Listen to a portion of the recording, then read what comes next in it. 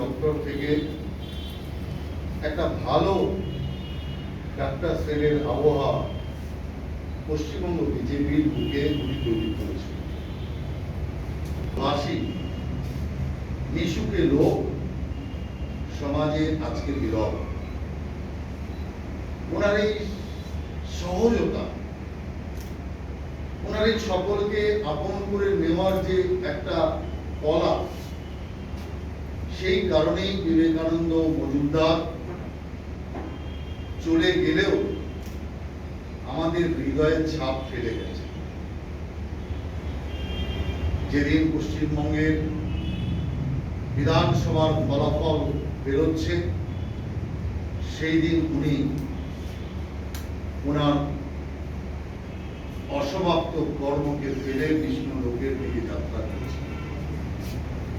কিন্তু আমি মনে করি যে লোকেই উনি যান, ওনার আত্মার দৃষ্টি আমাদের প্রতি থাকবে এবং উনি আমাদের প্রেরণা হিসাবে কাজ করবেন। এখন দলেরও অনেক ব্যক্তি হয়েছে। যখন উনি দায়িত্ব নিয়েছিলেন, তখন বিজেপির ডাক্তার সেল তৈরি করা হাতে গোনা কয়েকজন ছাড়া আর চোখের সামনে কাউকে দেখা যেত না। কিন্তু ধীরে ধীরে ধীরে ধীরে সমস্ত প্রতিকূলতাকে কাটিয়ে তিনি ডাক্তার সেলকে ধীরে ধীরে এক বৃহৎ সেলে রূপান্তরিত করেছেন। অতএব তাতে আপনাদের সকলের যোগদান তার সাথে অবশ্যই ছিল, কিন্তু তার নেতৃত্ব, তার ব্যবহার, তার কর্মকুশলতা সেটা ভোলার। এরপরেও বিভিন্ন সময় আমার সাথে বিভিন্ন কথা তিনি বলতেন,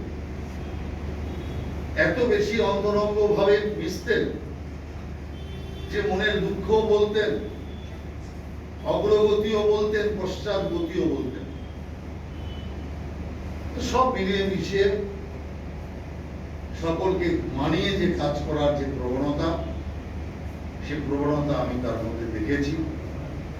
আমার বিশ্বাস যে করোনা যেভাবে সারা দেশ জুড়ে, সারা পশ্চিম বাংলার বিভিন্ন প্রান্তে মানুষের যে অপূরণীয় ক্ষতি করেছে, সেই ক্ষতি পূরণ হবার নয়। কিন্তু দৈব লীলা তাকে স্বীকার করতেই হবে। কারণ আপনারা যারা এখানে আছেন বা যে সেলে কাজ করছেন, তারা মানুষের জীবন বাঁচানোর কাজ করে।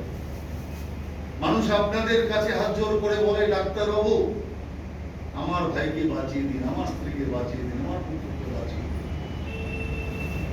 তার মানে মর্তের ভগবান রূপে আপনারা কাজ করছেন।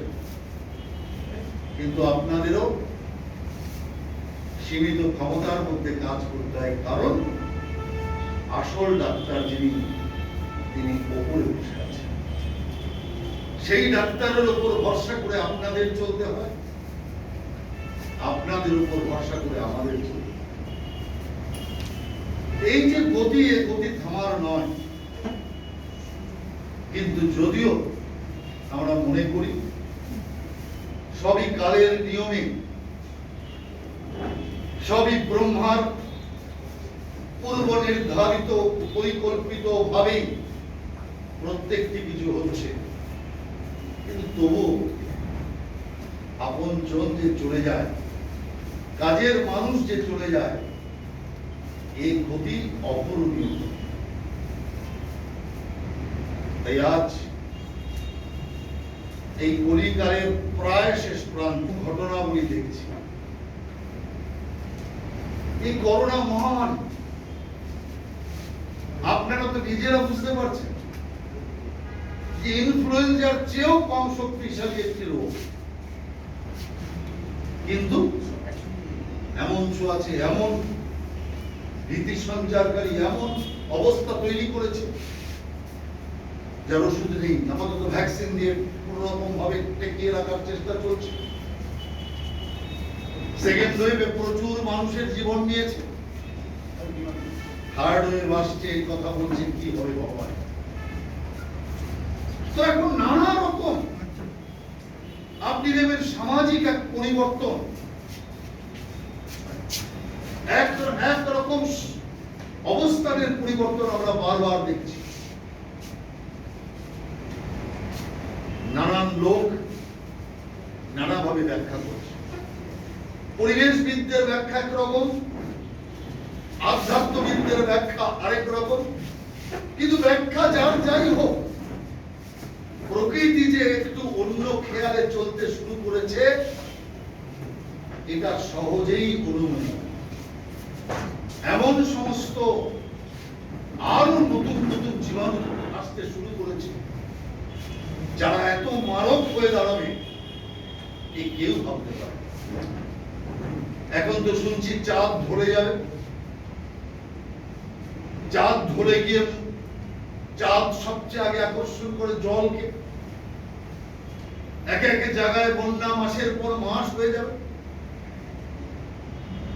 আগে কোনো গল্প মনে হলো, আজকে গল্প মনে হচ্ছে না। তার কারণ যে কদিন আপনি দেখছেন বৃষ্টি হচ্ছে,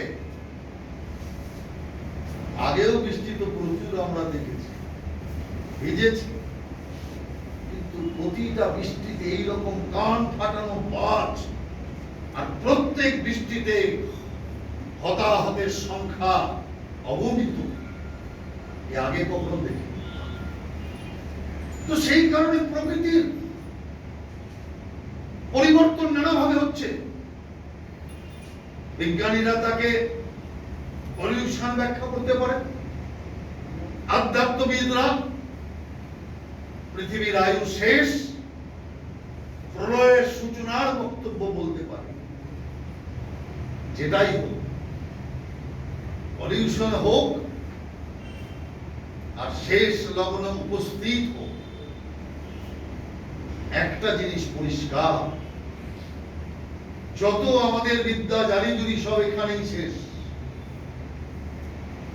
সব বিদ্যা সবকিছু উপরে রয়েছে।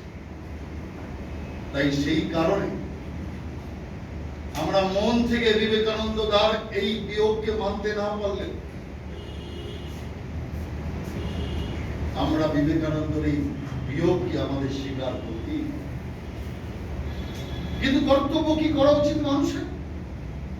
মানুষের কর্তব্য এটাই হওয়া উচিত, শোকাতুর হয়ে হাত পা ছুড়িয়ে কাঁদতে বসার সময় নেই।